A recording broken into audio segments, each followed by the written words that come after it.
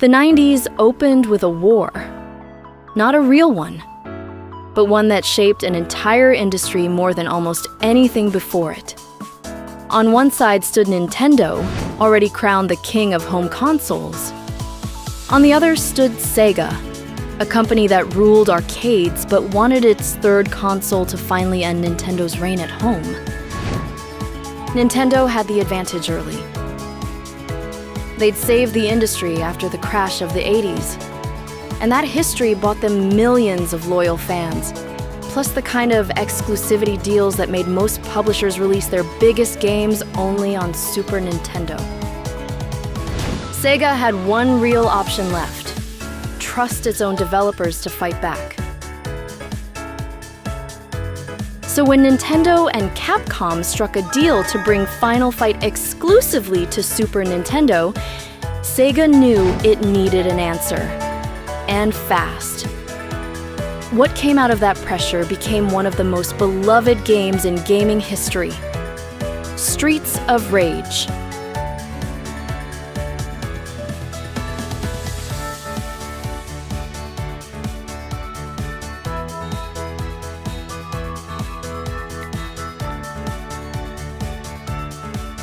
The man Sega handed this fight to was Noriyoshi Ohba, the creative mind behind the entire series. His path into game development wasn't planned. He graduated from Waseda University in 1987 with a degree in business, marketing, and statistics, not computer science. In Japan at the time, most major manufacturers only hired science graduates. The exceptions were companies making toys, stationery, and video games. Ohba wanted to work somewhere that actually built physical products, so games became his way in.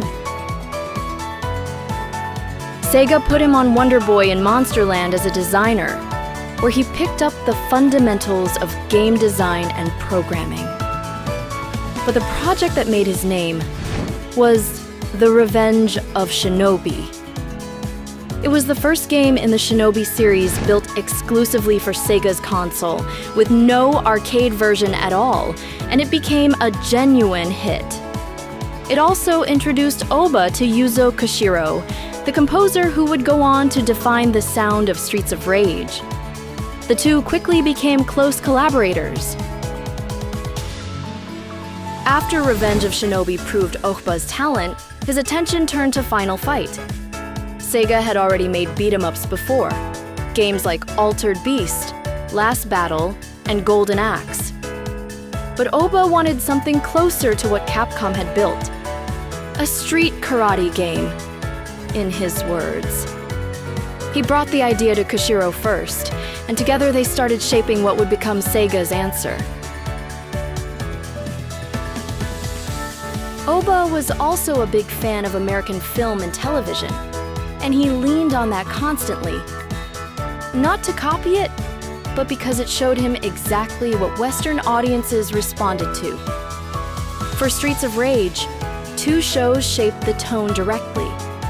Starsky and Hutch, the 70s detective duo, and the A-Team, about four wrongly accused soldiers helping people who had nowhere else to turn. Early in development, the game wasn't even called Streets of Rage. It was called e-swat, because the plan was to set it inside the world of e-swat, another Sega game with a strong cult following of its own. e-swat released in arcades in 1989, essentially Sega's answer to RoboCop after they couldn't secure the actual license. At some point during development, the idea of sharing a world with e-swat was dropped, but one piece of it stayed behind. That police car that shows up to clear enemies off the screen when you call for backup. That's the same Duke car from the ending of e-swat. Sega caught a lucky break too. Capcom, rushing to hit the Super Nintendo launch window, had to cut features from the arcade version of Final Fight. The character Guy was removed entirely, leaving only 2 playable fighters instead of 3. Worse, the SNES version dropped 2-player co-op completely. Ohba and his team saw the opening and took it. Streets of Rage launched with 3 playable characters and full 2-player support, exactly what Final Fight's home version couldn't offer. Fans of the series never forget its enemies. They weren't the smartest AI in gaming, but they knew how to get under your skin, mainly by surrounding you. That wasn't an accident. Ohba deliberately designed his enemies to circle the player, drawing inspiration from Golden Axe, Sega's earlier beat-em-up that used the same surrounding tactic.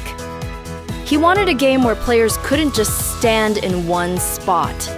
They had to keep moving and think about how to avoid getting boxed in. Ohba later said the combat system was the single most important feature to him. Every beat-em-up let you hit enemies. Streets of Rage stood out because of how its enemies moved and the tools it gave players to escape them. Throws, jumps, attacking from behind. Adam, Blaze, and Axel are remembered today as some of the most iconic characters in the genre. Their final designs read as fairly straightforward for the era. A handsome boxer in blue jeans, a powerful officer, a woman in red. But their earlier versions were far more exaggerated. Adam started as Blackbird, a martial artist born in England. Then he became Wolf. Only later did he settle into Adam Hunter, an American character. Blaze was originally Pink Typhoon, born in Hong Kong, visually close to Chun-Li from Street Fighter, with Kung Fu as her fighting style. The final version swapped that for Judo and dropped the name entirely. Axel had it worst of all. His original name was Godhand. Somewhere along the way, the team seemed to realize how badly that name clashed with the American setting they were building, and it went through a rewrite. Hawk, then finally Axel. His early concept art looked almost nothing like the final character either. He was closer to a rough sketch of Chuck Norris than the Axel players know today. Blaze's final look also carries a strong resemblance to the lead character from Flash Gal, another Sega arcade title. It's less a coincidence and more an upgrade. The same silhouette, cleaner graphics, minus the Wonder Woman-style elements Flash Gal had. One of the game's most memorable boss fights sits on stage 5, aboard a ship, where players face twin enemies named Onihime and Yasha. Both were built on Blaze's character model, sharing her fighting style separated only by color. Their names carry real meaning too. Onihime translates roughly to demon princess. Yasha refers to supernatural beings in Hindu and Buddhist tradition, sometimes guardian spirits, sometimes something darker. For reasons nobody fully explained, Sega of America dropped both names entirely for the US release and renamed them Mona and Lisa, a nod to Da Vinci's painting. Not every localization decision from that era had a clear reason behind it. Beyond the name change, there's a real design difference hiding in these twins. Each one runs on a separate AI pattern. Onihime moves faster and leans on jumping attacks. Yasha is slower but focuses on grabs, which is exactly why, on the hardest difficulty, a single move from either of them could strip up to 80% of your health. There's a small, easy-to-miss quirk on stage 3, the beach level. When rain starts falling, the game slows down slightly, but it also changes how enemies spawn. The most common enemy type, Galcia, normally appears armed with weapons on this stage.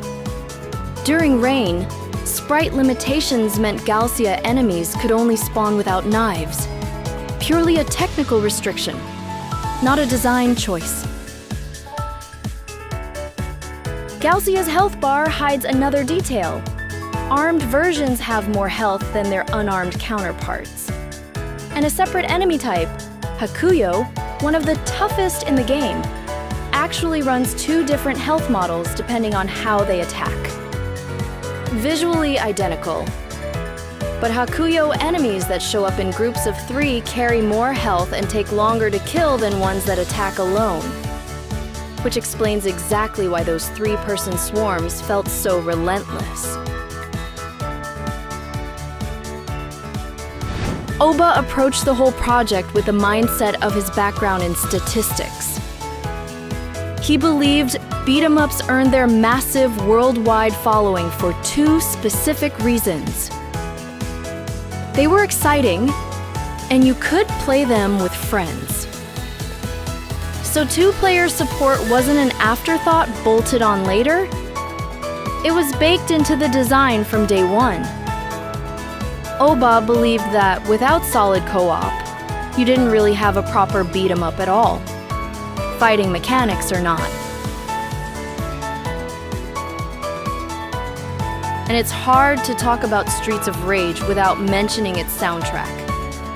Its techno and house-inspired tracks gave it one of the most distinctive scores of the 16-bit era.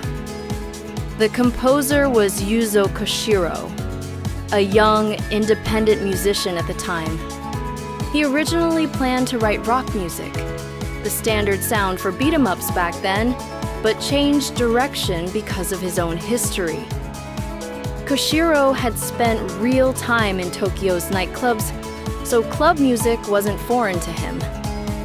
In 1988, while Sega was working on Super Shinobi, he took a trip to Los Angeles and encountered a newer generation of club music.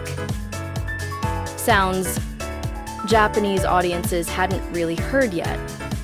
Sega never gave him strict direction on what the soundtrack should sound like. Koshiro simply told them club music would work. The head of Sega's consumer division heard some of his early tracks for Streets of Rage and liked exactly what he heard.